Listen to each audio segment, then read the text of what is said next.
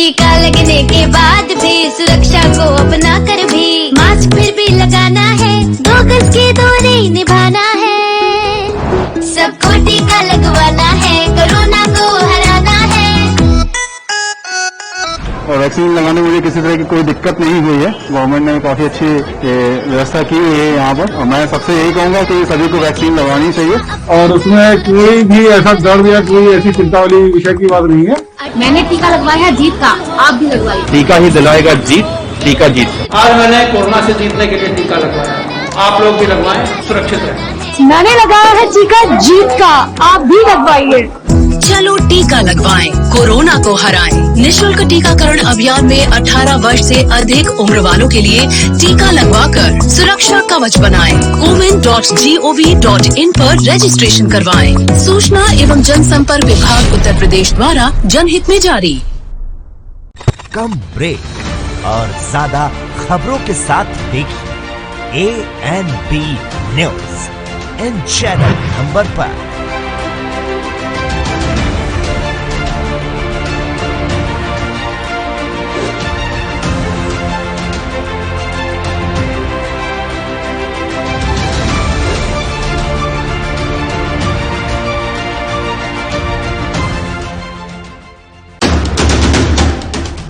राष्ट्र धर्म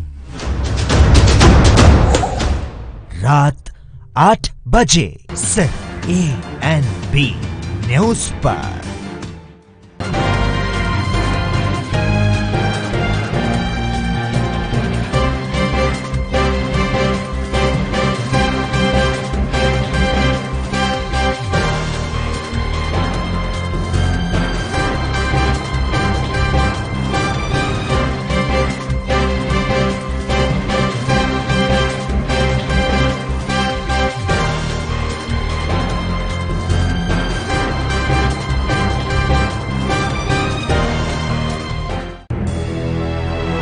लखनऊ से लेकर चंडीगढ़ तक, मुंबई से लेकर रायपुर तक, क्या है राजनीति की हलचल, क्या है समाज का मिजाज।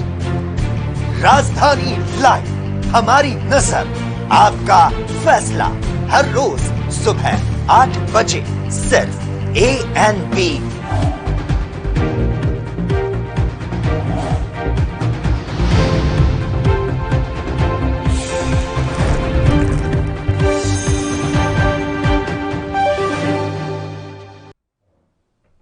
नमस्कार, ANB न्यूज देख रहे हैं आप और मैं हूं आपके साथ मुस्कान। कलह की मारी कांग्रेस बेचारी, क्योंकि कांग्रेस में अंतर्कलह है, ये जग जाहिर है। पहले ज्योतिरादित्य सिंधिया, फिर जितिन प्रसाद, अब सचिन पायलट और नवजोत सिंह सिद्धू, और अब तो कांग्रेस के सीनियर नेता भी सार्वजनिक बयान देकर कांग्रेस में अंतर्कलह की बयार को पंख लगा रहे हैं।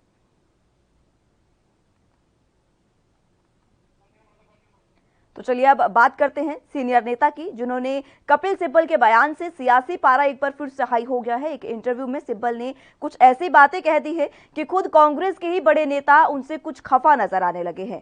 हुआ कुछ यूं कि कपिल सिब्बल ने कांग्रेस को सुझाव देते हुए एक बार फिर से आईना दिखा दिया है। एक रिपोर्ट देखिए।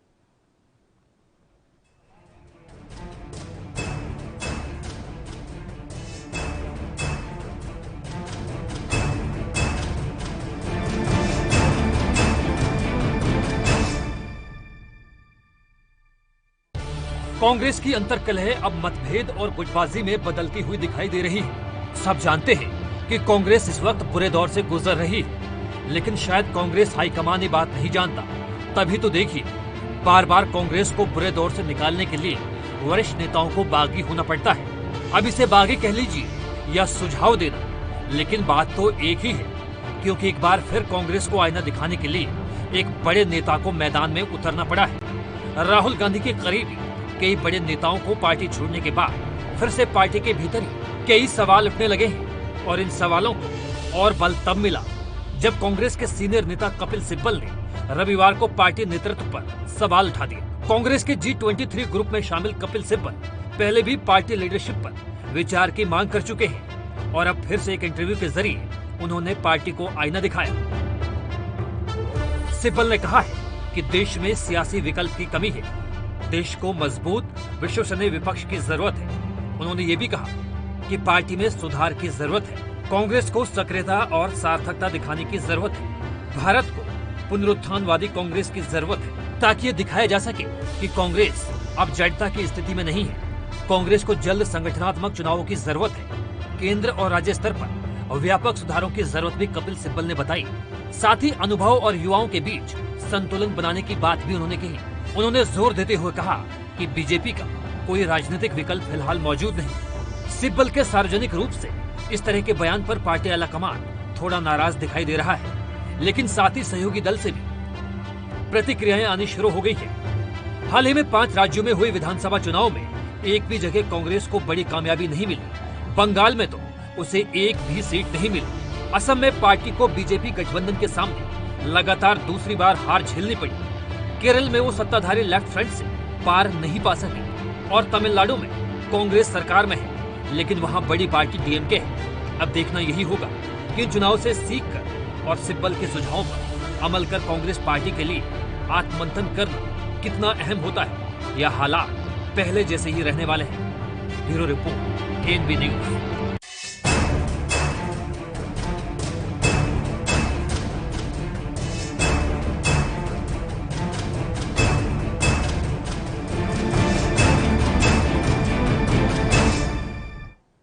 इस बीच सीधे इस वक्त की बड़ी और अहम खबर की ओर रुख करते हैं। सीधे आपके टीवी स्क्रीन पर उत्तर प्रदेश से ये बड़ी खबर बता दें, जहां पर एक 4 साल का बच्चा बोरवेल में गिर गया है। यूपी के आगरा से ये बड़ी खबर है, जहां पर ये बड़ी दुर्घटना हुई है। बोरवेल में गिरा है 4 साल का मासूम बच्चा, और ये पहली कोई घटना नहीं है। लगातार इस तरह की घटनाएं सामने आती है। हालांकि जिस तरह से मानसून ने भी दस्तक दे दी है और बारिश भी आने लगी है, उसके चलते अब पाइप निकालने के बाद भी बोरवेल की खुदाई नहीं हो पाई है। खेलते समय यह हादसा हुआ है। लगातार बारिश के कारण पानी भरा हुआ है और किसी को ये नहीं पता चल पाता कि आखिर कहां ये बोरवेल है और कहां नहीं। घटना के बाद से इलाके में हड़कंप मच गया है, क्योंकि मात्र 4 साल का ये मासूम है जो बोरवेल में गिर गया है, जिसको रेस्क्यू कराने में प्रशासन जुट गया है। तस्वीरें भी आपको दिखा रहे हैं किस तरह से लोगों में हड़कंप मचा है। आपके टीवी स्क्रीन पर ये तमाम तस्वीरें, लोग किस तरह से परेशान यहाँ पर नजर आ रहे हैं। निबोहरा थाना क्षेत्र की घटना है, जहां पर बोरवेल में 4 साल का मासूम बच्चा गिर गया है। बारिश के कारण इस तरह के हादसे होते हैं और ये प्रशासन की सबसे बड़ी लापरवाही है कि आखिर इस तरह के बोरवेल क्यों खुले छोड़ दिए जाते हैं। यूपी के आगरा से ये बड़ी खबर बता रहे हैं आपको, जहां पर 4 साल का मासूम बच्चा मात्र बिल्कुल छोटे से बोरवेल में गिर गया है। तस्वीरें आप देख सकते हैं किस तरह से बच्चे को रेस्क्यू ऑपरेशन उसका किया जा रहा है। पाइप निकालने के बाद भी बोरवेल को बंद नहीं किया गया था। सरासर ये प्रशासन की ही लापरवाही है, जिसके चलते खेलते समय यह हादसा हुआ और 4 साल का मासूम बच्चा बोरवेल में गिर गया है। तस्वीरें दिखा रहे हैं आपको। लगातार तमाम प्रशासन यहाँ पर मौजूद है, लोग परेशान नजर आ रहे हैं। बच्चे की मां को भी दिखा रहे हैं आपको, रोती भी लगती है। तस्वीरें आपके सामने है। 4 साल का मासूम बच्चा बोरवेल में गिर गया है, जिसकी वजह से अभी तक उसका रेस्क्यू ऑपरेशन जारी है, निकाला नहीं जा सका है। बोरवेल भी आप देख सकते हैं कि पाइप इसमें लगी थी और पाइप निकालने के बाद भी ये बोरवेल बंद नहीं किया गया था, जिसकी वजह से ये बड़ा हादसा हो गया। खेलते समय ये बच्चा बोरवेल में जा गिरा। 4 साल का मासूम और मात्र कुछ ही इंच का ये बोरवेल दिखाई दे रहा है। आप तस्वीरों में देख सकते हैं, कोई ज्यादा गहरा ये बोरवेल नहीं है।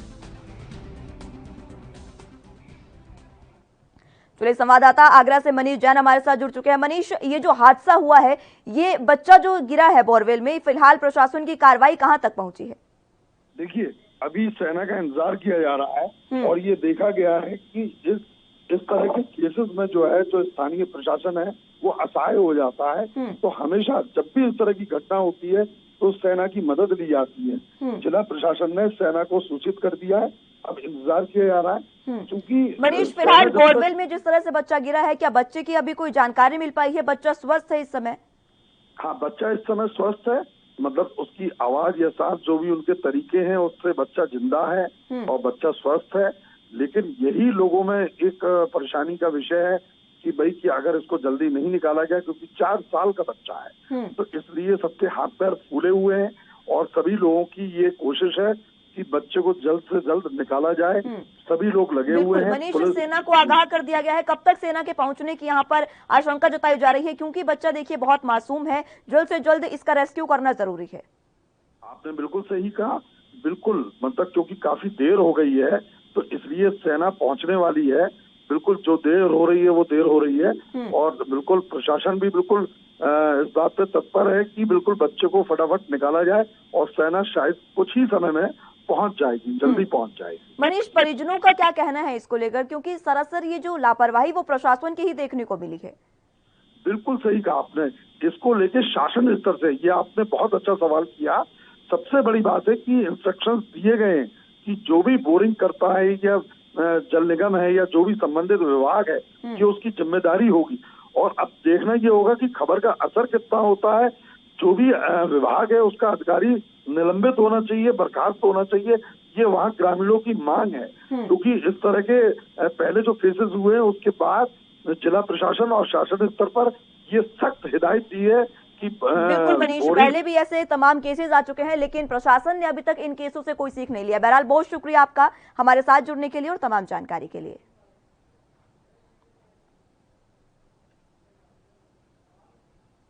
वक्त एक छोटे से ब्रेक का है, फौरन हाजिर होंगे।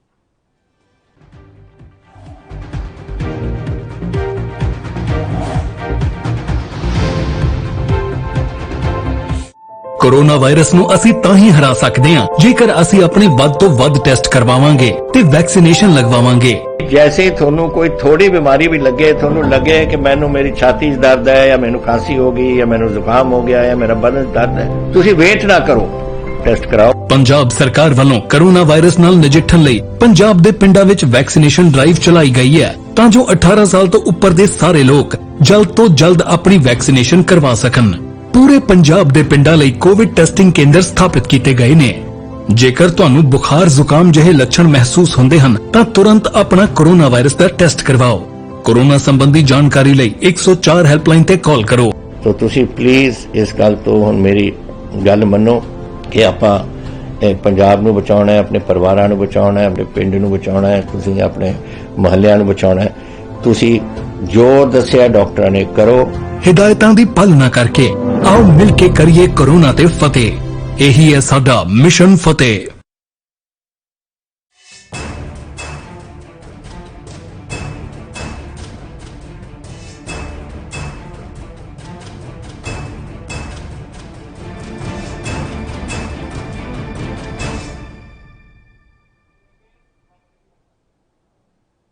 ब्रेक के बाद एक बार फिर से स्वागत है आप सभी का। जिस तरह से कपिल सिब्बल ने ये बयान जारी किया है, सार्वजनिक रूप से उनका ये बयान जो सामने आया है, उसके बाद अब सहयोगी दलों की भी प्रतिक्रियाएं आनी शुरू हो गई है। इसी मुद्दे पर नवाब मलिक महाराष्ट्र के मंत्री हैं, उन्होंने क्या कुछ कहा वो भी सुनाते हैं आपको। कांग्रेस के एक वरिष्ठ नेता है, जो भी उनके सुझाव हैं हमें लगता है पार्टी के भीतर दें तो बेहतर होगा। सार्वजनिक रूप से क्या करना है, कैसे करना है बोलने के बजाय पार्टी की जो भी कमियां हैं, जो भी पार्टी में बदलाव है, सुझाव है, हमें लगता है पार्टी के भीतर बात हो, सार्वजनिक बात करना उचित नहीं। हमें लगता है कि कांग्रेस के भीतर सचिन पायलट, गहलोत जी का जो भी मामला है, इसके पहले भी बीजेपी प्रयास कर चुकी है और सचिन पायलट जी ने सारी चीज़ों को स्पष्ट कर दिया कि वो किसी दल में नहीं जाने वाले। हर पार्टी के भीतर इस तरह का माहौल रहता है, लेकिन कोई इशारा कर दे, कोई आंख मार दे, इस तरह से राजनीति नहीं होती। हमें लगता है इशारों से राजनीति नहीं चलती। चलिए अब आपको ग्राफिक्स के जरिए बताते हैं कि क्या कुछ सुझाव जो हैं वो कपिल सिब्बल ने दिए हैं। सिब्बल के सुझाव और कांग्रेस को आईना, देश में राजनीतिक विकल्प की कमी उन्होंने बताई है। उन्होंने कहा है कि देश को मजबूत विश्वसनीय विपक्ष की जरूरत है। सिब्बल ने आगे कहा कि पार्टी में सुधार की भी जरूरत है। ये सुझाव जो है वो कपिल सिब्बल ने एक इंटरव्यू के दौरान दिए हैं पार्टी को, और एक बार फिर से कांग्रेस को आईना दिखा दिया है। कांग्रेस को सक्रियता और सार्थकता दिखाने की जरूरत है, ये कपिल सिब्बल ने कहा है। इसी के साथ भारत को पुनरुत्थानवादी कांग्रेस की जरूरत है, यानी कि कांग्रेस को विचार करना चाहिए और एक बार फिर से दोबारा नए सिरे से कांग्रेस शुरू होनी चाहिए। कांग्रेस को जल्द संगठनात्मक चुनावों की भी जरूरत है, ये कपिल सिब्बल ने कहा है। केंद्र और राज्य स्तर पर व्यापक सुधारों की जरूरत है। कपिल सिब्बल ने ये सुझाव दिए हैं कांग्रेस को। अनुभव और युवाओं के बीच संतुलन बनाने की जरूरत।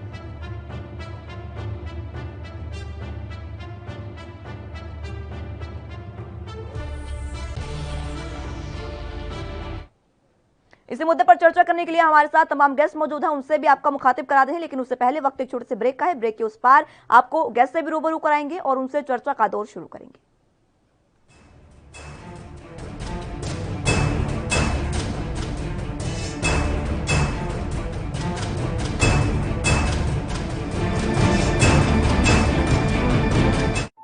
कोरोना वायरस ਨੂੰ ਅਸੀਂ ਤਾਂ ਹੀ ਹਰਾ ਸਕਦੇ ਹਾਂ ਜੇਕਰ ਅਸੀਂ ਆਪਣੇ ਵੱਧ ਤੋਂ ਵੱਧ ਟੈਸਟ ਕਰਵਾਵਾਂਗੇ ਤੇ ਵੈਕਸੀਨੇਸ਼ਨ ਲਗਵਾਵਾਂਗੇ। जैसे ही थोनू कोई थोड़ी बीमारी भी लगे, थोनू लगे कि मैनू मेरी छाती च दर्द है या मैनू खांसी हो गई या मैनू जुकाम हो गया या मेरा बदन च दर्द है, तुसी वेट ना करो, टेस्ट कराओ। ਪੰਜਾਬ ਸਰਕਾਰ ਵੱਲੋਂ ਕੋਰੋਨਾ ਵਾਇਰਸ ਨਾਲ ਨਜਿੱਠਣ ਲਈ ਪੰਜਾਬ ਦੇ ਪਿੰਡਾਂ ਵਿੱਚ ਵੈਕਸੀਨੇਸ਼ਨ ਡਰਾਈਵ ਚਲਾਈ ਗਈ ਹੈ ਤਾਂ ਜੋ 18 ਸਾਲ ਤੋਂ ਉੱਪਰ ਦੇ ਸਾਰੇ ਲੋਕ ਜਲਦ ਤੋਂ ਜਲਦ ਆਪਣੀ ਵੈਕਸੀਨੇਸ਼ਨ ਕਰਵਾ ਸਕਣ। ਪੂਰੇ ਪੰਜਾਬ ਦੇ ਪਿੰਡਾਂ ਲਈ ਕੋਵਿਡ ਟੈਸਟਿੰਗ ਕੇਂਦਰ ਸਥਾਪਿਤ ਕੀਤੇ ਗਏ ਨੇ। ਜੇਕਰ ਤੁਹਾਨੂੰ ਬੁਖਾਰ ਜ਼ੁਕਾਮ ਜਿਹੇ ਲੱਛਣ ਮਹਿਸੂਸ ਹੁੰਦੇ ਹਨ ਤਾਂ ਤੁਰੰਤ ਆਪਣਾ ਕੋਰੋਨਾ ਵਾਇਰਸ ਦਾ ਟੈਸਟ ਕਰਵਾਓ। ਕੋਰੋਨਾ ਸੰਬੰਧੀ ਜਾਣਕਾਰੀ ਲਈ 104 ਹੈਲਪਲਾਈਨ ਤੇ ਕਾਲ ਕਰੋ। तो तुसी प्लीज इस गल तो हुण मेरी गल मन्नो कि आपां पंजाब नूं बचाउणा है, अपने परिवारां नूं बचाउणा है, अपने पिंड नूं बचाउणा है, तुसी अपने मुहल्लिਆਂ नूं बचाउणा है। तुसी जो दस्सिया डॉक्टरां ने करो। हिदायतां दी पालना करके आओ मिल के करिए कोरोना ते फतेह। यही है साडा मिशन फतेह।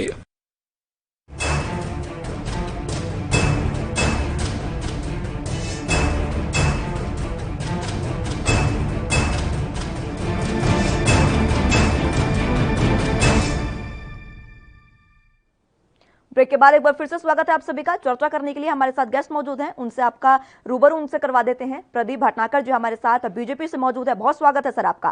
रत्नाकर सिंह जी कांग्रेस का पक्ष रखने के लिए हमारे साथ मौजूद हैं, आपका भी बहुत स्वागत है सर। सबसे पहले मैं आप ही के पास आना चाहूंगी रत्नाकर जी, जिस तरह की तमाम ये आरोप लग रहे हैं और अब आप ही की सीनियर नेता ने यह कहा है कि कांग्रेस को आत्ममंथन की जरूरत है। कपिल सिब्बल का यह बयान सामने आया है सर।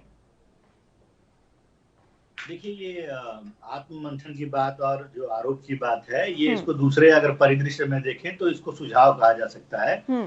कपिल सिब्बल जी ने जो सुझाव दिया है पार्टी को मजबूत करने के लिए या विपक्ष के बारे में जो कहा है, वो विपक्ष को मजबूत रहना चाहिए, ऐसी बात कहा है उन्होंने। तो ये कहा लोकतंत्र में तो ये अच्छी चीज है ना कि अगर विपक्ष मजबूत रहेगा तो सत्ता पक्ष जो है निर्णय सही तरीके से लेगा। तो यह लोकतंत्र में बहुत अच्छी बात उन्होंने कहा है। उन्होंने कहा है कि अनुभव और युवाओं को मिलकर, युवाओं के ऊर्जा को मिलकर साथ में काम करना चाहिए। उन्होंने ये भी अच्छी बात कही है। उन्होंने ये कहा कि संगठन को मजबूत करने की जरूरत है। बिल्कुल, संगठन को हमेशा शुरू से लेके हमेशा सतत प्रयास रहना चाहिए कि संगठन को हमेशा मजबूत करने की बात है, तो मजबूत करना ही चाहिए उसमें। तो इसमें ये सुझाव उन्होंने दिया है, तो वो सुझाव जो है पार्टी जब कांग्रेस वर्किंग कमेटी में भी उन्होंने एक सुझाव दिया है, तो वो सुझाव को मानने के लिए कांग्रेस पार्टी तो हमेशा कोई भी सुझाव है उसका स्वागत करती है। इलेक्शन की बात रही इलेक्शन की, तो इलेक्शन भी होने वाला है, अध्यक्ष पद के इलेक्शन भी होने वाले हैं। तो इसमें सुझाव जो दिया जाता है वो पार्टी को मजबूत बनाने के लिए दिया जाता है, जो कपिल सिब्बल जी ने दिया है, और हम उस सुझाव को मानेंगे क्योंकि हमारी पार्टी मजबूत होगी। ठीक है रत्नाकर जी, ठीक है। मैं प्रदीप भटनागर जी आपके पास भी आऊंगी, स्टार्टिंग कमेंट आपसे लूंगी, लेकिन उससे पहले वक्त एक छोटे से ब्रेक का है, फौरन हाजिर होंगे।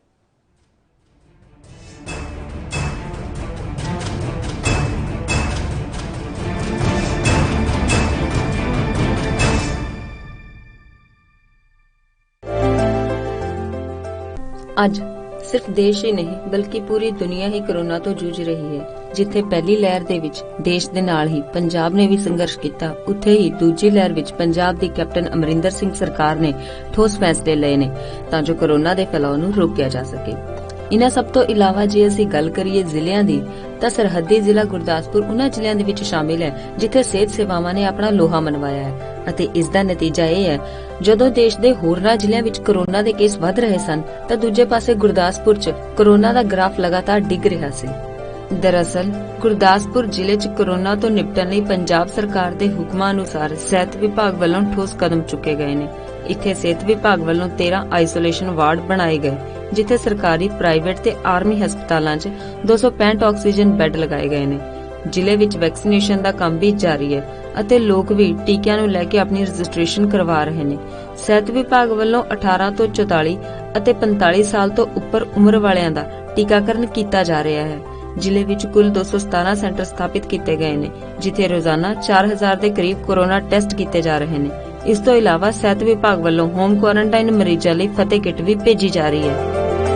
ਨੇ ਬੇਸਿਕ ਇਨਵੈਸਟੀਗੇਸ਼ਨਸ ਆ, ਬੇਸਿਕ ਟੈਸਟ ਹੈ ਜਿਹਦੇ ਵਿੱਚ RBS, BP, ਸੈਚੂਰੇਸ਼ਨ, ਟੈਂਪਰੇਚਰ ਵਗੈਰਾ ਚੈੱਕ ਕਰਦੇ ਆ ਤੇ ਉਹ ਕਰਕੇ ਜੇ ਤੇ ਪੇਸ਼ੈਂਟ ਜਿਹੜਾ ਉਹ ਫਿੱਟ ਆ ਹੋਮ ਆਈਸੋਲੇਸ਼ਨ ਵਾਸਤੇ, ਉਹ ਬਿਲਕੁਲ ਸਹੀ ਆ ਤੇ ਉਹਨੂੰ ਅਸੀਂ ਉੱਥੋਂ ਹੀ ਜਾਂ ਗਵਰਨਮੈਂਟ ਆਫ ਪੰਜਾਬ ਵੱਲੋਂ ਜਿਹੜੀ ਫਤਿਹ ਕਿੱਟ ਹੈ ਉਹ ਅਸੀਂ ਉੱਥੋਂ ਹੀ ਜਾਰੀ ਕਰ ਦਿੰਦੇ ਹਾਂ। ਤੇ ਜੇ ਕੋਈ ਪੇਸ਼ੈਂਟ ਥੋੜਾ ਅਨਫਿਟ ਜਾਂ ਅਨਸਟੇਬਲ ਸਾਨੂੰ ਲੱਗਦਾ ਉਸ ਨੂੰ ਅਸੀਂ ਐਡਮਿਟ ਕਰਕੇ ਆਈਸੋਲੇਸ਼ਨ ਵਾਰਡ ਦੇ ਵਿੱਚ ਹੀ ਇੱਥੇ ਰੱਖ ਲੈਂਦੇ ਆ ਤੇ ਉਹਨਾਂ ਦਾ ਜੋ ਪ੍ਰੋਪਰ ਟ੍ਰੀਟਮੈਂਟ ਹੈ ਜਿਹੜਾ as per protocol ICMR guideline ਦੇ ਮੁਤਾਬਕ ਉਹ ਜਿਹੜਾ ਅਸੀਂ ਕਰਦੇ ਆ। ਸਿਰਫ ਗੁਰਦਾਸਪੁਰ ਦੇ ਸ਼ਹਿਰੀ ਖੇਤਰਾਂ 'ਚ ਹੀ ਨਹੀਂ ਸਗੋਂ ਪਿੰਡੂ ਖੇਤਰਾਂ ਵਿੱਚ ਵੀ ਸਿਹਤ ਵਿਭਾਗ ਵੱਲੋਂ ਲਗਾਤਾਰ ਸੈਂਪਲਿੰਗ ਕੀਤੀ ਜਾ ਰਹੀ ਹੈ ਤੇ ਵੈਕਸੀਨੇਸ਼ਨ ਦਾ ਕੰਮ ਵੀ ਜਾਰੀ ਹੈ।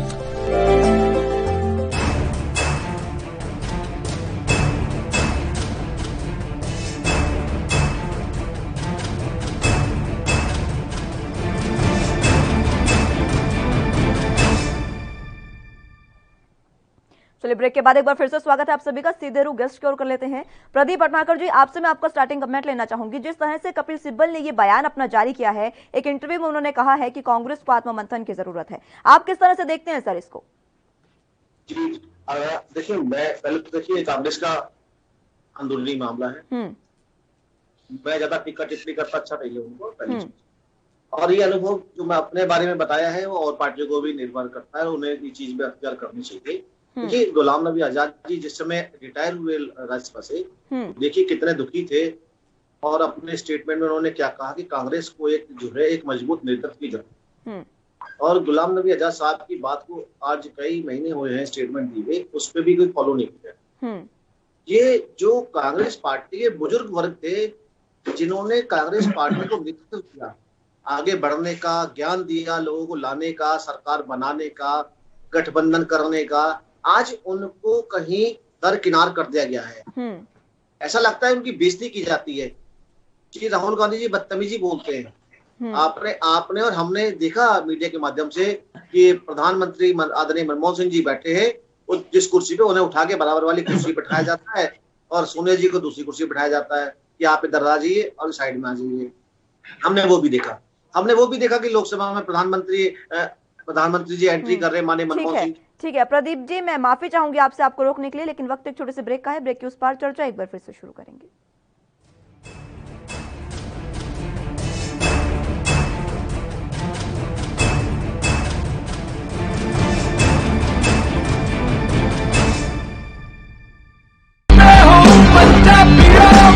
रूरल कोरोना वॉलंटियर्स कह के एक 7 ਬੰਦਿਆਂ ਦਾ ਗਰੁੱਪ ਹਰ ਪਿੰਡ ਦੇ ਵਿੱਚ ਬਣਾਇਆ ਜਾਏ ਔਰ 7 ਮੈਂਬਰ ਦਾ ਗਰੁੱਪ ਆਪਣੇ ਪਿੰਡਾਂ ਦੇ ਵਿੱਚ ਘੁੰਮੇ ਔਰ ਇਹਦੇ ਵਿੱਚ ਉਹਨਾਂ ਨੂੰ ਐਮਫਸਾਈਜ਼ ਕਰਨਾ ਚਾਹੀਦਾ ਹੈ ਟੈਸਟ ਕਰੋ ਜੈਸੇ ਮੈਂ ਤੁਹਾਨੂੰ ਦੱਸਿਆ ਜਿੱਥੇ ਫਿਰ ਅਗਰ ਕੋਈ ਪੋਜ਼ਿਟਿਵ ਨਿਕਲਿਆ ਉਹ ਕਿਹਨੂੰ ਮਿਲਿਆ ਉਹਨੂੰ ਟ੍ਰੇਸ ਕਰੋ ਕਿ ਜਾ ਕੇ ਦੇਖੋ ਕਿ ਕਿਹਨੂੰ ਮਿਲਿਆ ਉਹਨੂੰ ਵੀ ਟੈਸਟ ਕਰੋ ਔਰ ਫਿਰ ਜਿਹੜੇ ਕੋਵਿਡ ਪੋਜ਼ਿਟਿਵ ਨੇ ट्रीट करो 3 T's test trace and treat ये चीज़ां अगर आप कर सकिए तो तुसी देखो ये अपने पिंड और मोहल्ले कंट्रोल आ सकती है।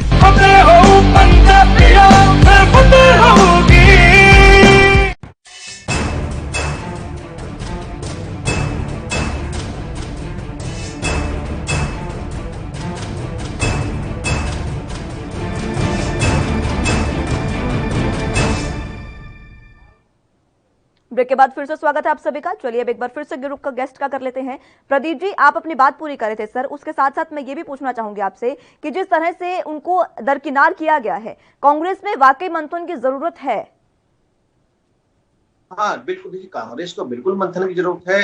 जब तक राहुल गांधी जी को किनारे नहीं किया जाएगा इस सरकार ये कांग्रेस आगे आ ही नहीं सकती, क्योंकि श्री राहुल गांधी जी के लैपटॉप ने कांग्रेस खत्म कर दी।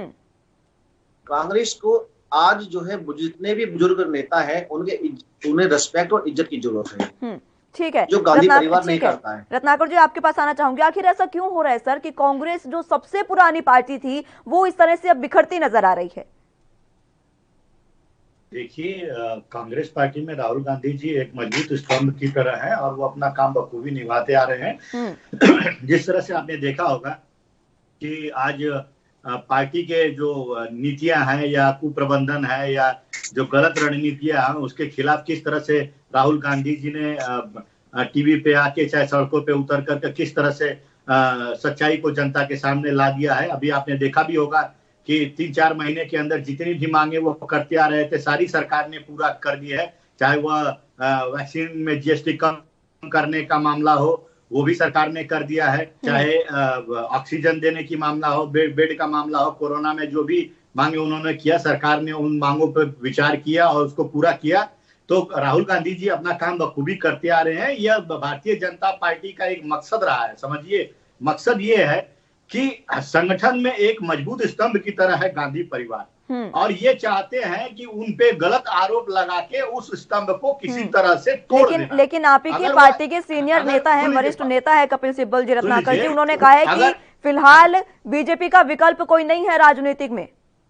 ये कपिल सिब्बल का बयान है सर। जी, मैं आपकी बातों का जवाब दे रहा हूँ, मेरी बातें पूरी कर लेने दीजिए। मजबूत ठीक है, मैं आपसे जवाब लूंगी सर, मैं माफी चाहूंगी आपको रोकने के लिए, जवाब आपका पूरा लूंगी, लेकिन वक्त एक छोटे से ब्रेक का है, फौरन हाजिर होंगे।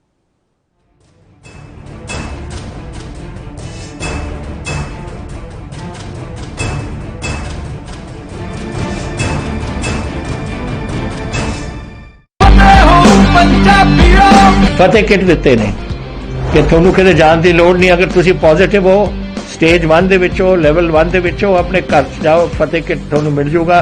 ਬਿਮਾਰੀ ਦਾ ਕੀ ਦਵਾਈ ਲੈਣੀ ਹੈ, कैसे ਲੈਣੀ ਹੈ, ਸਾਰਾ ਕਾਗਜ਼ ਵਿੱਚ ਹੈ। ਕੋਈ ਬੰਦਾ ਆਊਗਾ ਜਿਹੜਾ ਤੁਹਾਨੂੰ ਦੇਊਗਾ ਔਰ ਉਹ ਸਮਝਾਊਗਾ ਵੀ ਤੁਹਾਨੂੰ, ਉਹ ਤੁਸੀਂ ਲਓ।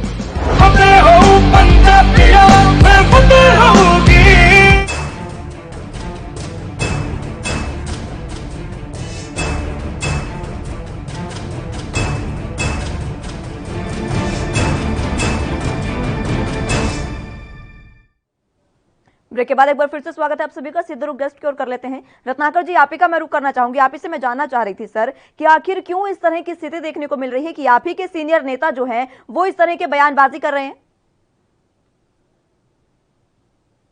पूरी कर लेना चाहता हूं, जैसा कि भाजपा के प्रवक्ता जी ने कहा है, उसको जब मैं पूरी कर लेता हूं। किस तरह से गांधी परिवार को ये लोग भारतीय जनता पार्टी बदनाम करने की कोशिश कर रही है। भारतीय जनता पार्टी यह जानती है कि कांग्रेस पार्टी जो एक बड़ी पार्टी है, विपक्ष की सबसे बड़ी पार्टी है, तो उस पार्टी को किस तरह से कमजोर करके और उनके मुख्य नेताओं के ऊपर प्रहार करके विपक्ष को कमजोर कर देना चाहती है, ताकि यह सत्ता में बने रहे और ये मनमानी कर सकें। तो गांधी परिवार इनको इजी जो है टारगेट मिलता है। जानते हैं कि गांधी परिवार जो है सोर्स का उद्गम स्थान है कांग्रेस पार्टी में, और क्या कारण है सर, क्या कारण है? ये कारण तो बताइए कि आखिर क्यों कांग्रेस इतनी कमजोर क्यों होती जा रही है कि उनको सिर्फ एक सबसे इजी जो टारगेट है वो कांग्रेस ही मिल रही है।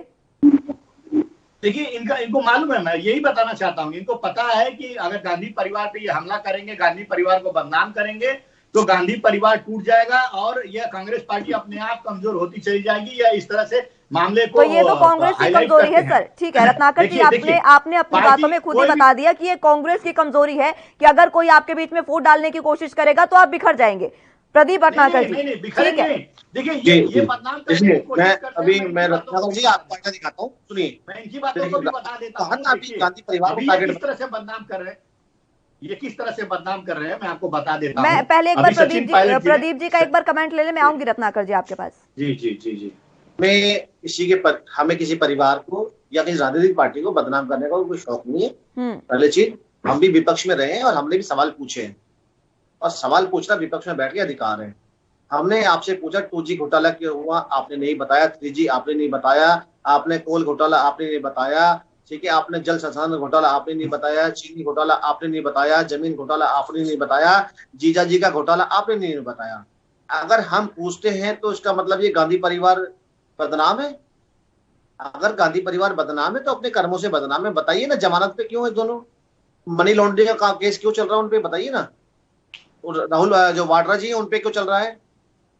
आपने जो कहा, क्या कपिल सिब्बल जी आपके नेता नहीं है? आनंद जी आपके नेता नहीं है? गुलाम नबी आजाद नेता नहीं है? रत्नाकर जी, क्या इन सवालों का जवाब है आपके पास? रत्नाकर जी, देखिए, कांग्रेस नेतृत्व कमजोर होता जा रहा है, कपिल सिब्बल कह रहे हैं। तमाम आपके जो नेता है वो तरह तरह के बयान करते नजर आ रहे हैं। दिग्विजय सिंह का हमने बयान सुना, कमलनाथ का हमने बयान सुना। मैं इस पर जवाब आपका लूंगी, लेकिन उससे पहले एक छोटे से ब्रेक के लिए रुकेंगे।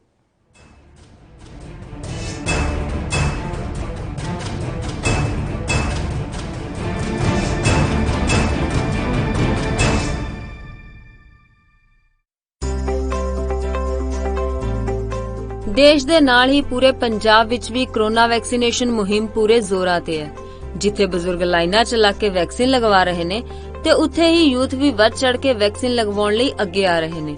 ਜੇ ਅਸੀਂ ਹੁਣ ਤੱਕ ਦੀ ਗੱਲ ਕਰੀਏ ਤਾਂ ਪੰਜਾਬ ਵਿੱਚ 50 ਲੱਖ ਤੋਂ ਵੱਧ ਲੋਕਾਂ ਨੂੰ ਵੈਕਸੀਨ ਲੱਗ ਚੁੱਕੀ ਹੈ ਤੇ ਇਹ ਪੂਰੀ ਤਰ੍ਹਾਂ ਸੇਫ ਹੈ।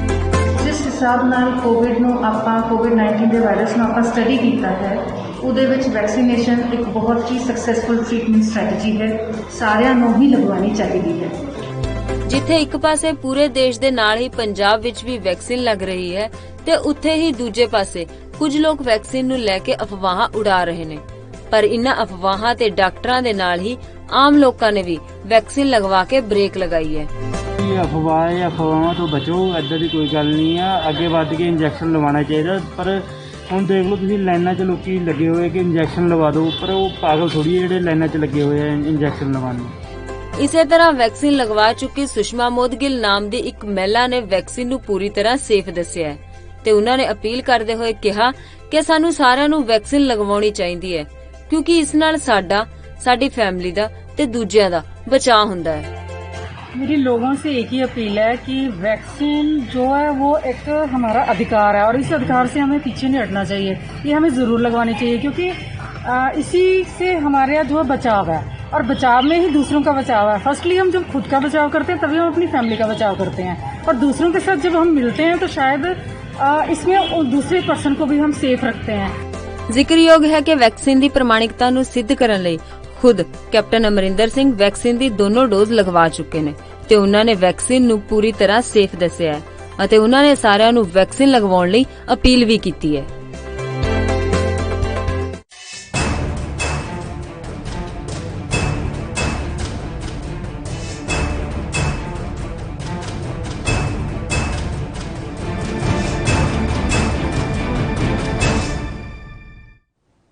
ब्रेक के बाद एक बार फिर से स्वागत है आप सभी का। सीधे रुक गेस्ट की ओर कर लेते हैं। मैं आपके पास ही आना चाहूंगी रत्नाकर जी, आपसे आपकी बात जानना चाह रही थी, आखिर क्यों ऐसा हो रहा है सर?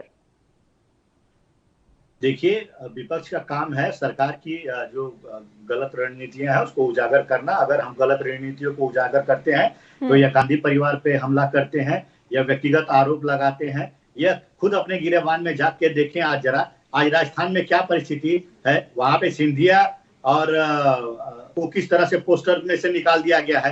उत्तर प्रदेश की बात की करें राजस्थान, एक मिनट रत्नाकर जी, राजस्थान में आपने बीजेपी पर तो सवाल उठा दिए, गहलोत और पायलट में क्या चल रहा है सर?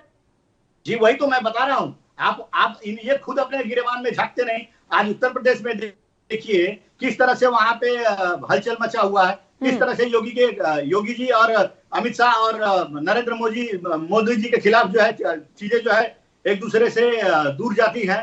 किस तरह से वहां पे जो पोस्टर्स हैं उसमें से मोदी जी का फोटो निकाल दिया जाता है। मध्य प्रदेश की बात ले लीजिए, नरोत्तम मिश्रा और शिवराज सिंह में क्या चल रहा है वहां पे, तो ये खुद अपने गिरेबान में पहले झांके और आप कांग्रेस की बात क्यों नहीं कर रहे हैं रत्नाकर जी? आप कांग्रेस की बात क्यों नहीं कर रहे हैं? कांग्रेस की बात करिए ना। सुनिए, पायलट गुट और गहलोत गुट में क्या चल रहा है ये सभी को पता है। अभी हमने दिग्विजय सिंह का भी बयान सुना, उन्होंने साफ कहा कि अगर कांग्रेस एक बार फिर से आती है तो 370 को एक बार फिर से उससे पुनर्विचार किया जाएगा। कमलनाथ आपके कह रहे हैं कि भारत बदनाम है, भारत महान नहीं है। इस तरह की बयानबाजी कांग्रेस की ओर से अच्छी है क्या सर? आप खुद कहते हैं कि आपने देश को आजाद करवाया और अब आप खुद ही देश को बदनाम बता रहे हैं। आप खुद पाकिस्तान के पत्रकारों से बात कर रहे हैं, आपके नेता। देखिए, ये जो भारतीय जनता पार्टी है ये किस तरह से जो मुख्य विषय है। ठीक है रत्नाकर जी, ठीक है, आपकी स्टार्टिंग से पता चल गया सर। मैं बात जिसकी कर रही हूँ, मैं बात कांग्रेस की कर रही हूँ, आप कांग्रेस का नहीं कह रहे हैं, ठीक है, आप बीजेपी पर जा रहे हैं। प्रदीप रत्नाकर जी, क्या वाकई मतलब रत्नाकर जी आपके पास तर्क नहीं है क्या सर इन बातों के लिए? मैं आऊंगी आपके पास। प्रदीप रत्नाकर जी बता रहा हूँ, जी मेरी बात पूरी कर लेने दीजिए। मैं बात कह रहा हूँ जो उसको सुनिए पहले। सर आप बात कर नहीं रहे हैं ना सर, आप सिर्फ बीजेपी पर आरोप लगा रहे हैं। हम बात कर रहे हैं कि कांग्रेस में इस तरह की अंतर्कलह क्यों है? कांग्रेस में अंतर्कलह, देखिए बड़ी पार्टी होती है, कोई भी राष्ट्रीय पार्टियां होती हैं तो उसमें मतों का भेद हो सकता है, मन का भेद नहीं होता है कहीं भी। अगर मतों का भेद होता है तो उसको पार्टी आला कमान बैठ के सुलझाते हैं। ठीक है रत्नाकर जी, अगर ठीक है रत्नाकर जी, अगर मन का भेद नहीं होता ना सर तो आप ये बातें नहीं कहते कि अगर कोई दूसरी पार्टी फूट डालेगी तो कांग्रेस बिखर जाएगी। वक्त एक छोटे से ब्रेक का है। प्रदीप रत्नाकर जी, मैं एक बार फिर से आऊंगी आपके पास।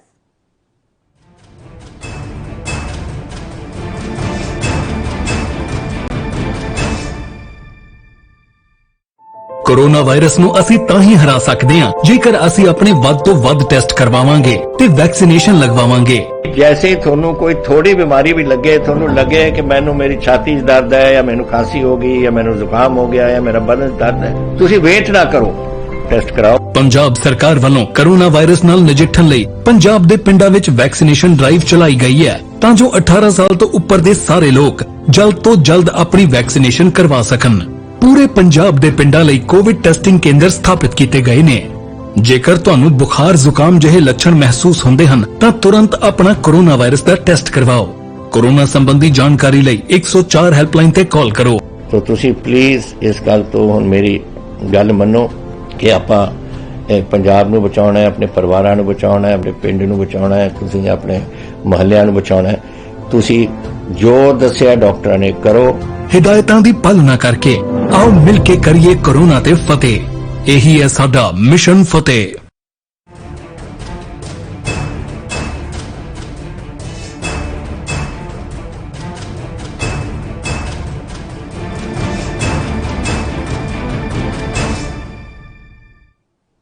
ब्रेक के बाद एक बार फिर से स्वागत है आप सभी का। रुख एक बार फिर से गेस्ट की ओर कर लेते हैं। प्रदीप भटनागर जी, आप तमाम जो रत्नाकर सिंह जी ने बातें कही हैं उस पर आप कुछ कहना चाह रहे थे सर। मैं थोड़ा सा, मुझे समय दीजिएगा जी। मैं थोड़ा सा जानना चाह रहा था। देखिए, जब लोकसभा चुनाव शुरू हुए थे तो जगदीमा पाल जी बहुत वरिष्ठ नेता थे कांग्रेस के, जो भारतीय जनता पार्टी में आ गए। क्या वजह थी जो वो आए? रीता बहुगुणा जोशी जैसी जी, जिन्होंने कांग्रेस का अस्तित्व खत्म होते हुए भी उत्तर प्रदेश में खड़ा किया और पारिवारिक बहुत कांग्रेसी, व्याख्यात बहुत बड़े कांग्रेसी, क्या जरूरत पड़ेगी रीता बहुगुणा जोशी जी को भारतीय जनता पार्टी में आना पड़ा? 30 वर्ष की राजनीति करके, इतनी लंबी करके। देखिए, कहीं कुछ चीजें हैं जो ये समझना नहीं। देखिए, सिंधिया परिवार कितना कांग्रेसी, बहुत एक अपने आप में वर्चस्व रखता है, वो भारतीय जनता पार्टी में आ गए। क्यों आ गए? और युवा, बस आपने युवाओं की बात करी। युवा, आज एक युवा राजस्थान के अंदर लड़ाई लड़ रहा है अपने अधिकार की, तो युवा दिखाई नहीं दे रहा है। क्या है? इनके नेता परिक्रमा करते हैं, प्रियंका जी की, राहुल जी की, सोनिया जी की। ये परिक्रमा सिस्टम जो है ना, ये सिस्टम ये है। तो थोड़ा सा यहाँ का ही है नहीं, मैं थोड़ी पूरी करने जा रहा हूँ। मैं कहीं इन्हें विचार करने की आवश्यकता है। ठीक है, ठीक है प्रदीप जी, मैं लौटूंगी एक बार फिर से रत्नाकर सिंह जी, आपका भी जवाब लूंगी, लेकिन उससे पहले वक्त एक छोटे से ब्रेक का है, फौरन हाजिर होंगे।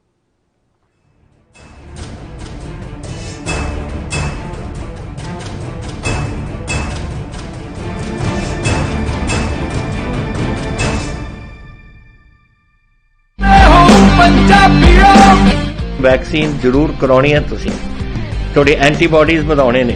ਜਦੋਂ ਤੁਹਾਡੇ ਐਂਟੀਬਾਡੀਜ਼ ਵਧਣਗੇ, ਉਹ ਐਂਟੀਬਾਡੀਜ਼ ਨੇ ਜਿਹੜੀ ਕੋਰੋਨਾ ਦੇ ਨਾਲ ਜੰਗ ਲੜ ਸਕਦੀ ਹੈ ਤੁਹਾਡੇ ਬਾਡੀਜ਼ ਦੇ ਵਿੱਚ। ਇਹ ਤੁਹਾਨੂੰ ਕਰਾਉਣਾ ਚਾਹੀਦਾ ਹੈ। ਤੁਹਾਨੂੰ ਉਹ ਡਾਕਟਰ ਜੋ ਪਹਿਲੇ ਦਿਨ ਤੋਂ ਕਹਿ ਰਹੇ ਨੇ ਮਾਸਕ ਨਹੀਂ ਭੁੱਲਣਾ। ਅਗਰ ਕਿਸੇ ਨੂੰ ਕੋਵਿਡ ਹੋ ਵੀ ਚੁੱਕਿਆ, ਉਹਨੂੰ ਵੀ ਦੇਖੋ ਕਿ ਮਾਸਕ ਪਹਿਨੇ, ਕਿਉਂਕਿ ਸਟ੍ਰੇਨਸ ਬਦਲਦੇ। ਇਹ ਜਿਹੜੇ ਸਟ੍ਰੇਨ ਨੇ ਨਾ ਕੋਰੋਨਾ ਦੇ, ਇਹਨਾਂ ਦੀ ਮਿਊਟੈਂਟਸ ਬਣ ਜਾਂਦੇ ਨੇ। ਇਸ ਕਰਕੇ ਤੁਸੀਂ ਉਹ ਜੋ ਬੇਸਿਕ ਚੀਜ਼ਾਂ ਨੇ, मास्क पहनना, हथ धोने, सोशल डिस्टेंसिंग रखनी, ये जरूरी है। ਤੁਹਾਨੂੰ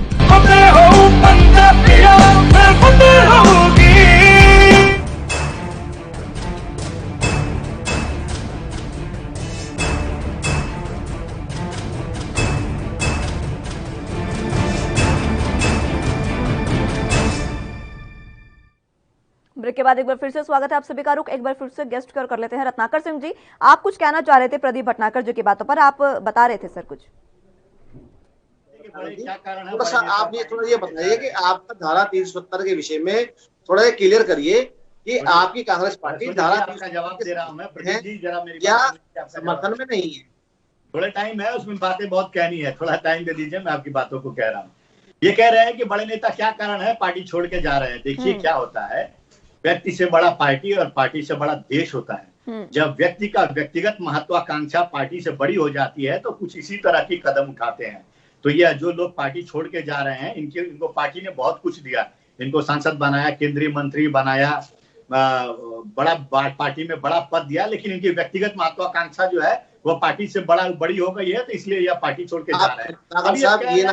आप भी कार्यकर्ता है पार्टी, सिंधिया जी पार्टी छोड़ के आप जिस क्षेत्र से आते हैं, पूछना चाहता हूँ, खुद इनसे पूछना चाहता हूँ, पार्टी खड़ी करिए। आपके उपाध्यक्ष, राष्ट्रीय उपाध्यक्ष ना बोलना पड़े, आप पार्टी छोड़ के क्यों चले गए? मंत्री बनाया, सांसद बनाया, आज बंगाल में राजीव जमीन तैयार बने, किसी ने एहसान नहीं करा है।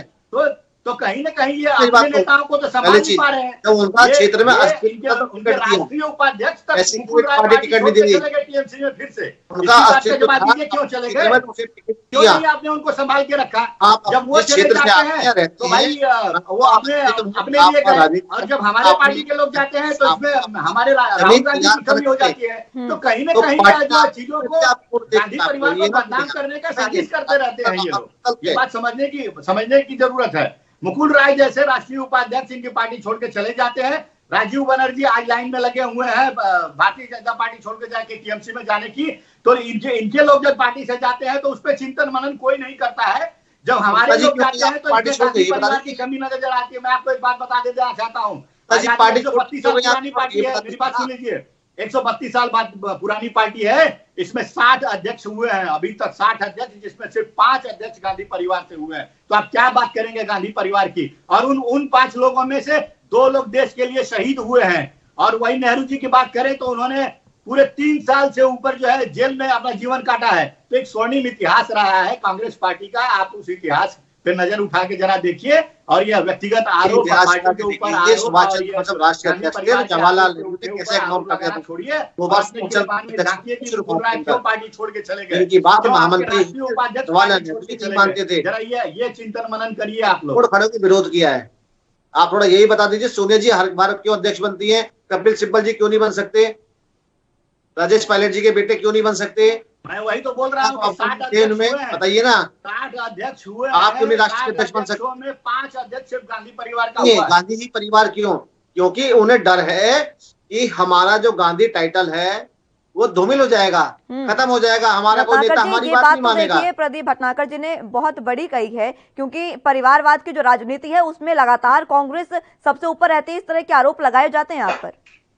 जी बिल्कुल, देखिए मैं पहले से ही बोल रहा हूं कि कांग्रेस परिवार में सोर्स का एक केंद्र है गांधी परिवार। संगठन का एक ऊर्जा देने का काम करता है गांधी परिवार।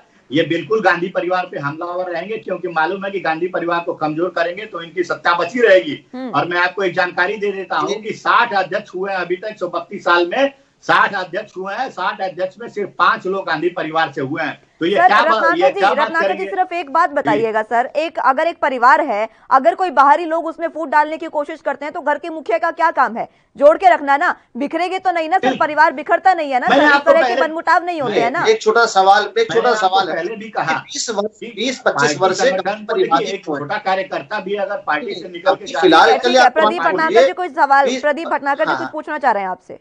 20-25 वर्ष से गांधी परिवार से ही क्यों अध्यक्ष हैं? बताइए, क्या इस चीज का जवाब दे सकते हैं आप? जो आप बार बार माननीय सोनिया जी को रिपीट करते हैं, राहुल जी को रिपीट करते हैं, आप पे गुलाम नबी जैसे आजाद, आनंद जी जैसे, आनंद शर्मा जैसे आपके पास माइंडेड आदमी है, क्या आप उन्हें अध्यक्ष नहीं बन सकते? क्या लगता है वो कांग्रेस खत्म हो जाएगी?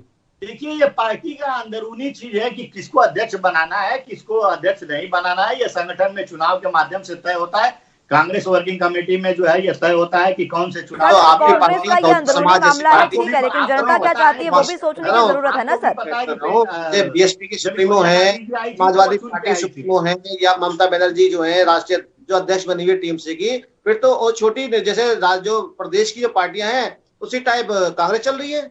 तो राष्ट्रीय पार्टी में और क्षेत्रीय पार्टी में क्या फर्क रहा? बताइए। देखिए, ये जो आरोप लगा रहे हैं ये बिल्कुल पहले सच्चाई जानने की कोशिश करिए कि सच्चाई क्या। सच्चाई सुनिए मेरी बात। अभी जो अध्यक्ष का चुनाव होने वाला है, अभी सोनिया गांधी जी अभी चुनाव होने वाला है, उसमें चुनाव के माध्यम से ही अध्यक्ष का चुनाव होगा। और हमारा इतिहास रहा है, हम लोगों ने भी चुन के अध्यक्ष दिए हैं। तो कहीं ना कहीं वो प्रक्रिया है। सर 1.5 साल से, सर 1 साल से ऊपर का समय हो गया सर, 1.5 साल के करीब से अगर एक परिवार का मुखिया नहीं है तो कैसा परिवार सर? पार्टी का अध्यक्ष नहीं है सर।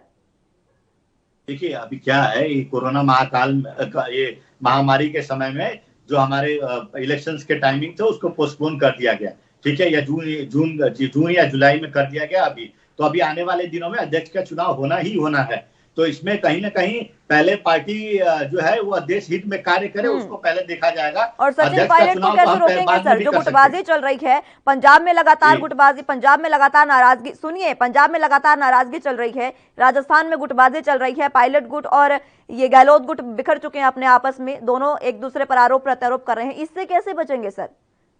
देखिए, मैंने पहले भी कहा है कि भारतीय जनता पार्टी इसको किस तरह से लोगों के सामने प्रस्तुत कर रही है। मैं आपको एक उदाहरण दे देता हूं। Bharatiya Janata party sir BJP इसमें क्या प्रस्तुत करेगी, आप मुझे इसका जवाब दीजिए। सुनिए सर सुनिए, ये गलत कह रहे हैं सर आप। ये सुनिए सर, आपकी बात पूरी करने का आपको समय मिलेगा, लेकिन एक बात बताइए, इसमें बीजेपी क्या कर रही है? जब आपने पेट्रोल जब आपने पेट्रोल डीजल के लिए वो किया था, प्रदर्शन किया था, उस समय में जब जो भी पायलट गुट के समर्थक थे वो वहां पर मौजूद होकर क्या कह रहे थे कि अगली बार तो हम पायलट को ही बनाएंगे मुख्यमंत्री। अभी मैं वही तो कह रहा हूं, किस तरह से ये बदनाम कर रहे हैं। मैं आपको साक्षात प्रमाण दे रहा हूं आपको किस तरह से ये बदनाम करते हैं। आपने अगर सचिन पायलट जी की बातों को सुना होगा तो आपने सुना होगा कि रीता बहुगुणा जी जोशी जो है कह रही है कि हमने सचिन को फोन करके हमसे बात हुई है। ठीक है, तो सचिन जी ने प्रेस कॉन्फ्रेंस में ही ठीक है, मैं एक बार फिर से आऊंगी रत्नाकर जी आपके पास, लेकिन उससे पहले वक्त एक छोटे से ब्रेक का है, फौरन हाजिर होंगे।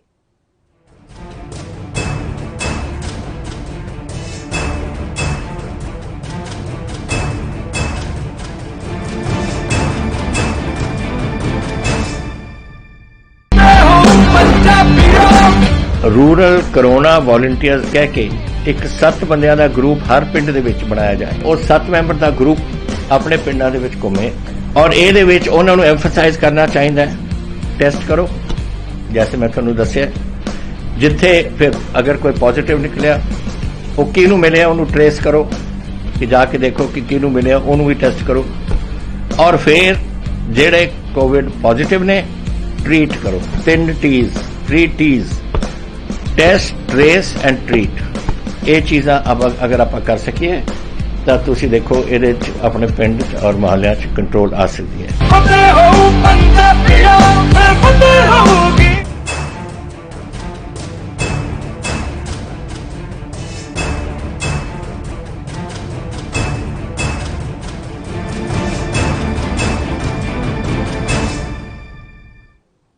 ब्रेक के बाद एक बार फिर से स्वागत है आप सभी का। रुक एक बार फिर से गेस्ट की ओर कर लेते हैं। रत्नाकर सिंह जी, आपसे जानना चाहूंगी, आप अपनी बात कह रहे थे सर, वो पहले पूरी कर लीजिए, उसके बाद मैं सवाल करूंगी आपसे। देखिए ये किस तरह से बदनाम, मैं वही कहना चाह रहा हूं कि भारतीय जनता पार्टी किस तरह से कांग्रेस को बदनाम कर रही है, उसका उदाहरण मैं आपके सामने पेश कर रहा हूँ।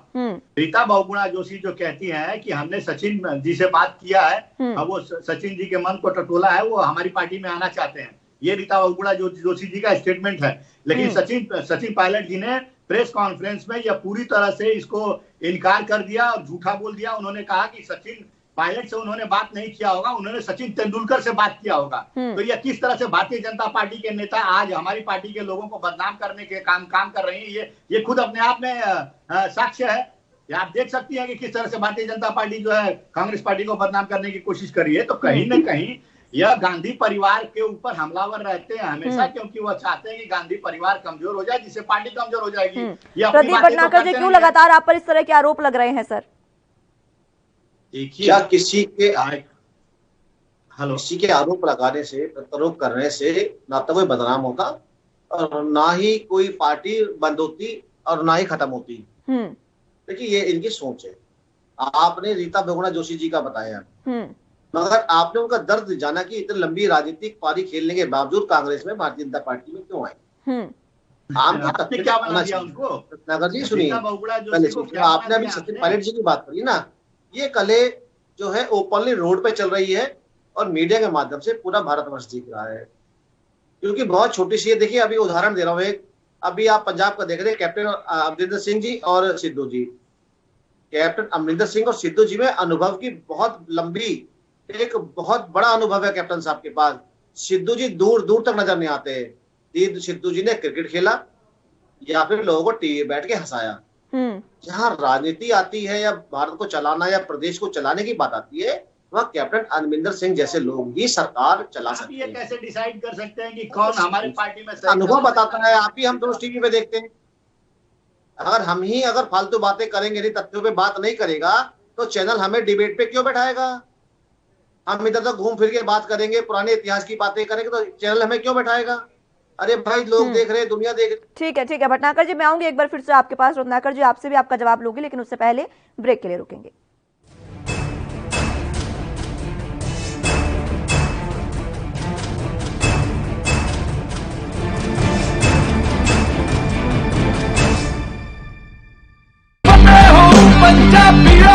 फतेह किट ਦਿੱਤੇ ਨੇ ਕਿ ਤੁਹਾਨੂੰ ਕਿਤੇ ਜਾਣ ਦੀ ਲੋੜ ਨਹੀਂ। ਅਗਰ ਤੁਸੀਂ ਪੋਜ਼ਿਟਿਵ ਹੋ, ਸਟੇਜ 1 ਦੇ ਵਿੱਚ ਹੋ, ਲੈਵਲ 1 ਦੇ ਵਿੱਚ ਹੋ, ਆਪਣੇ ਘਰ 'ਚ ਜਾਓ, ਫਤਿਹ ਕਿਟ ਤੁਹਾਨੂੰ ਮਿਲ ਜੂਗਾ। ਬਿਮਾਰੀ ਦਾ ਕੀ ਦਵਾਈ ਲੈਣੀ ਹੈ, कैसे ਲੈਣੀ ਹੈ, ਸਾਰਾ ਕਾਗਜ਼ ਵਿੱਚ ਹੈ। ਕੋਈ ਬੰਦਾ ਆਊਗਾ ਜਿਹੜਾ ਤੁਹਾਨੂੰ ਦੇਊਗਾ ਔਰ ਉਹ ਸਮਝਾਊਗਾ ਵੀ ਤੁਹਾਨੂੰ, ਉਹ ਤੁਸੀਂ ਲਓ।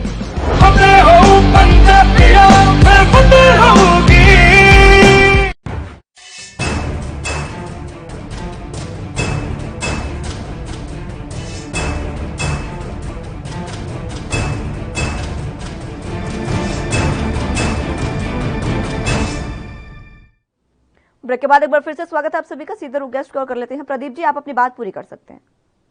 कैप्टन साहब एक राजा है और अपनी प्रजा को कैसे चलाना है, कैसे उन्हें आता है। देखिए, कैप्टन एक राजा होके भी देखिए दिल्ली आके सोनिया गांधी जी और राहुल गांधी जैसे लोगों से मिल रहे हैं आके, जिन्हें खुद उनके दरबार में जाके पेश होना चाहिए। ये बड़प्पन है कैप्टन साहब का। पहले चीज देखिए, अनुभव की बात आते हैं। हम आपने टीवी पे अनुभव देखा है कैप्टन साहब का भी और सिद्धू जी का भी। सरकार में उसमें बहुत, आज आप कैप्टन साहब को बना दिए राष्ट्रीय अध्यक्ष। देख लीजिए, हम तो कैप्टन साहब के लहजे को और उनके चलाने के तरीकों को हम तो सलूट करते हैं। भारतीय जनता पार्टी वाले, उन्हें तमीज तहजीब है विपक्ष के लिए बोलने के लिए, कैसे बोला जाता है। आपकी बातों में रत्नाकर जी कुछ जोड़ना चाह रहे हैं सर? रत्नाकर जी कुछ कहना चाह रहे हैं आपके साथ? बिल्कुल जोड़िए आप। तो मैं ये कहना चाहता था, अगर आप इतने गांधी परिवार सेंसिटिव होता तो ये पंजाब का मसला खत्म हो जाता। आप सिद्धू जी को चुपचाप धमका के बैठा देता कि आप फालतू नहीं चलेंगे, कैप्टन साहब सरकार चलाएंगे। पहले चीज। अब आइए, आपने सचिन पायलट जी की बात करी। सचिन पायलट जी ने अगर अधिकार मांगा तो क्या कर दिया, उप मुख्यमंत्री का पद मांगा, अधिकार मांगा, क्या गलती कर दी। प्रदेश के अध्यक्ष थे, आपने उनमें से हटा दिया, उन्होंने क्या गलती कर दी। अगलों ने मेहनत करी, आपके लिए सरकार बनाई राजस्थान। ठीक है सर, ठीक है, ठीक है। रत्नाकर जी, ठीक है, रत्नाकर जी इन सवालों का जवाब दे रहे हैं सर। रत्नाकर जी। जी जज जी, मैं ये बोल रहा हूँ कि जो है प्रदीप जी कह रहे हैं कि कैप्टन जी अच्छे हैं और सिद्धू जी को शांत बैठना चाहिए, चुप बैठना चाहिए। ये अधिकार इनको किसने दिया? ये हमारी पार्टी का मामला है।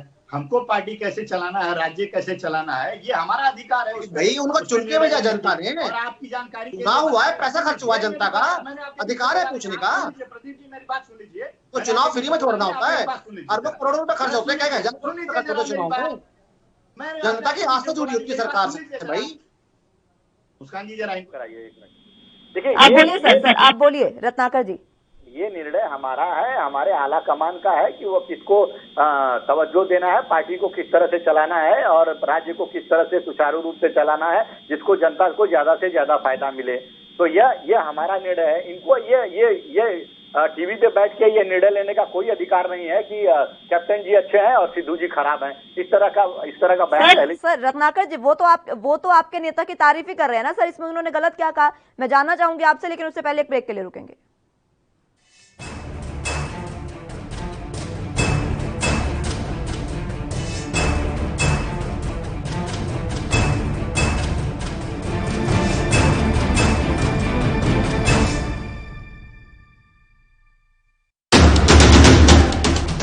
राष्ट्र धर्म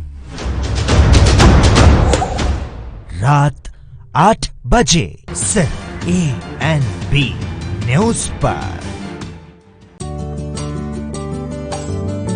ਰਾਜਸਥਾਨ ਤੇ ਪਾਕਿਸਤਾਨ ਦੀ ਹੱਦ ਤੇ ਵਸਿਆ ਜ਼ਿਲ੍ਹਾ ਫਾਜ਼ਿਲਕਾ ਪੰਜਾਬ ਦੇ ਉਹਨਾਂ ਜ਼ਿਲ੍ਹਿਆਂ ਵਿੱਚ ਸ਼ਾਮਿਲ ਹੈ ਜਿੱਥੇ ਕਰੋਨਾ ਮਹਾਮਾਰੀ ਨੂੰ ਲੈ ਕੇ ਸ਼ਾਸਨ ਪ੍ਰਸ਼ਾਸਨ ਸ਼ੁਰੂ ਤੋਂ ਹੀ ਅਲਰਟ ਮੋਡ ਤੇ ਰਿਹਾ ਹੈ।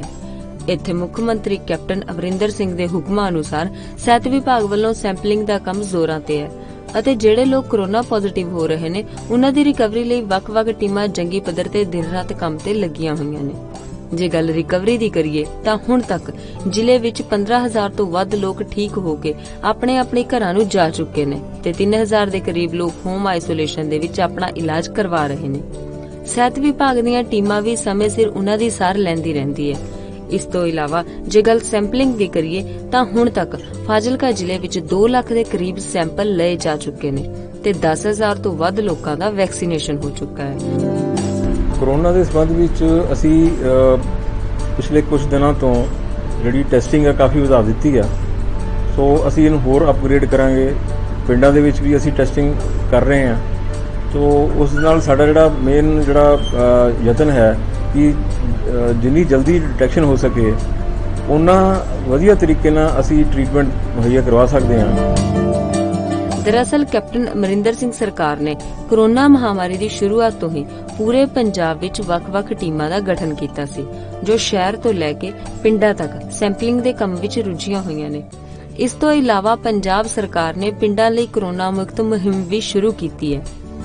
ਕੋਰੋਨਾ ਪਿੰਡ ਮੁਕਤ ਅਭਿਆਨ ਤੇ ਉਸ ਚ ਵੀ ਇਹਨਾਂ ਨੇ ਜਿਹੜੇ ਸਾਡੇ ਕਰੀਬ 100 ਦੇ ਕਰੀਬ ਹੈਲਥ ਵੈਲਨੈਸ ਸੈਂਟਰ ਨੇ ਪੂਰੇ ਜ਼ਿਲ੍ਹੇ ਵਿੱਚ, ਉਹ ਸਾਰੇ 100 ਦੇ 100 ਹੈਲਥ 94 ਹੈ ਆਈ ਐਮ ਨੋਟ ਸ਼ੋਰ, ਤੇ ਉਹਨਾਂ ਸਾਰੀਆਂ ਜਗ੍ਹਾਵਾਂ ਤੇ ਕੋਵਿਡ ਟੈਸਟਿੰਗ ਸਟਾਰਟ ਕਰ ਦਿੱਤੀ ਗਈ ਹੈ ਜੀ। ਜ਼ਿਕਰਯੋਗ ਹੈ ਕਿ ਪੰਜਾਬ ਦੀ ਕੈਪਟਨ ਅਮਰਿੰਦਰ ਸਿੰਘ ਸਰਕਾਰ ਨੇ ਸ਼ੁਰੂ ਤੋਂ ਹੀ ਇਸ ਵਾਇਰਸ ਦੇ ਪ੍ਰਕੋਪ ਨੂੰ ਸਮਝਿਆ ਤੇ ਇਸ ਨੂੰ ਜ਼ਿਆਦਾ ਫੈਲਣ ਨਹੀਂ ਦਿੱਤਾ ਕਿਉਂਕਿ ਸਰਕਾਰ ਆਪਣਾ ਫਰਜ਼ ਸਮਝਦੀ ਹੈ।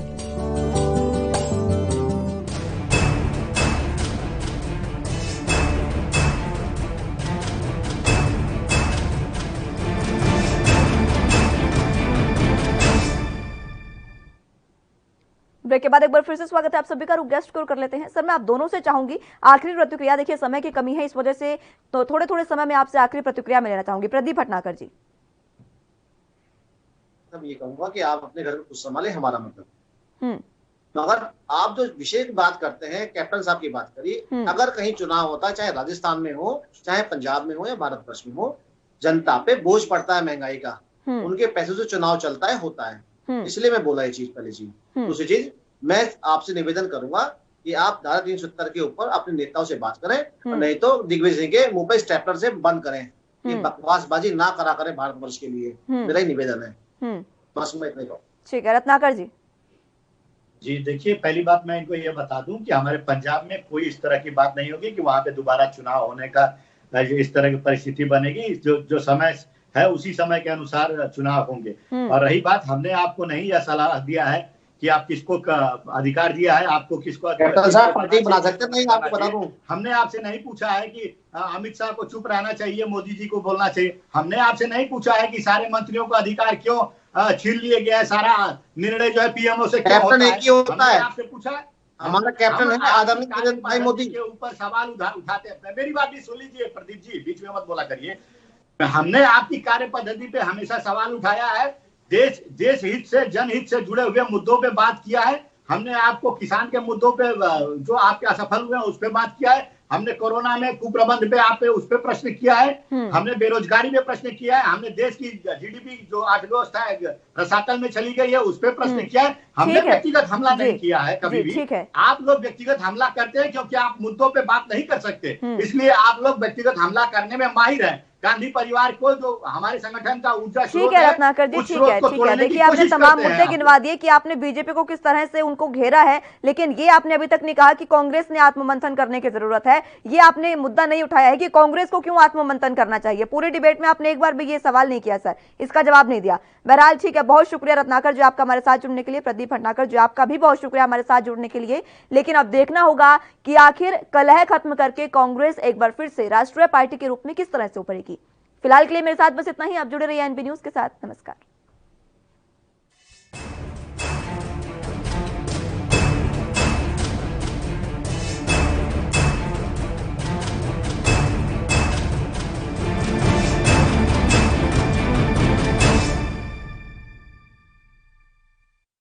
कोरोना वायरस ਨੂੰ ਅਸੀਂ ਤਾਂ ਹੀ ਹਰਾ ਸਕਦੇ ਹਾਂ ਜੇਕਰ ਅਸੀਂ ਆਪਣੇ ਵੱਧ ਤੋਂ ਵੱਧ ਟੈਸਟ ਕਰਵਾਵਾਂਗੇ ਤੇ ਵੈਕਸੀਨੇਸ਼ਨ ਲਗਵਾਵਾਂਗੇ। जैसे थोनू कोई थोड़ी बीमारी भी लगे, थोनू लगे कि मैनू मेरी छाती च दर्द है या मैनू खांसी हो गई या मैनू जुकाम हो गया या मेरा बदन दर्द है, तुसी वेट ना करो, टेस्ट कराओ। पंजाब सरकार ਵੱਲੋਂ कोरोना वायरस ਨਾਲ ਨਜਿੱਠਣ ਲਈ ਪੰਜਾਬ ਦੇ ਪਿੰਡਾਂ ਵਿੱਚ ਵੈਕਸੀਨੇਸ਼ਨ ਡਰਾਈਵ ਚਲਾਈ ਗਈ ਹੈ ਤਾਂ ਜੋ 18 ਸਾਲ ਤੋਂ ਉੱਪਰ ਦੇ ਸਾਰੇ ਲੋਕ ਜਲਦ ਤੋਂ ਜਲਦ ਆਪਣੀ ਵੈਕਸੀਨੇਸ਼ਨ ਕਰਵਾ ਸਕਣ। ਪੂਰੇ ਪੰਜਾਬ ਦੇ ਪਿੰਡਾਂ ਲਈ ਕੋਵਿਡ ਟੈਸਟਿੰਗ ਕੇਂਦਰ ਸਥਾਪਿਤ ਕੀਤੇ ਗਏ ਨੇ। ਜੇਕਰ ਤੁਹਾਨੂੰ ਬੁਖਾਰ ਜ਼ੁਕਾਮ ਜਿਹੇ ਲੱਛਣ ਮਹਿਸੂਸ ਹੁੰਦੇ ਹਨ ਤਾਂ ਤੁਰੰਤ ਆਪਣਾ ਕੋਰੋਨਾ ਵਾਇਰਸ ਦਾ ਟੈਸਟ ਕਰਵਾਓ। ਕੋਰੋਨਾ ਸੰਬੰਧੀ ਜਾਣਕਾਰੀ ਲਈ 104 ਹੈਲਪਲਾਈਨ ਤੇ ਕਾਲ ਕਰੋ। तो तुसी प्लीज इस गल तो हुण मेरी गल मन्नो कि आपां पंजाब नूं बचाउणा है, अपने परिवारां नूं बचाउणा है, अपने पिंड नूं बचाउणा है, तुसी अपने महल्लिਆਂ नूं बचाउणा है। तुसी जो दस्सिया डॉक्टरां ने करो। हिदायतां दी पालना करके आओ मिल के करिए कोरोना ते फतेह। यही है साडा मिशन फतेह।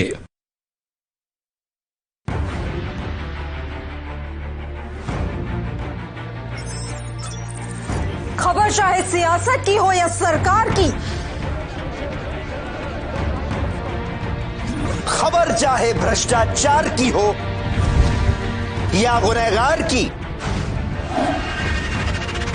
दिन भर में क्या रहा देश जगत का हाल, किस मुद्दे ने बनाई किसकी सरकार, रखते हैं हम सब पर नजर, पहुंचाते हैं हम हर खबर। हम हैं ANB न्यूज।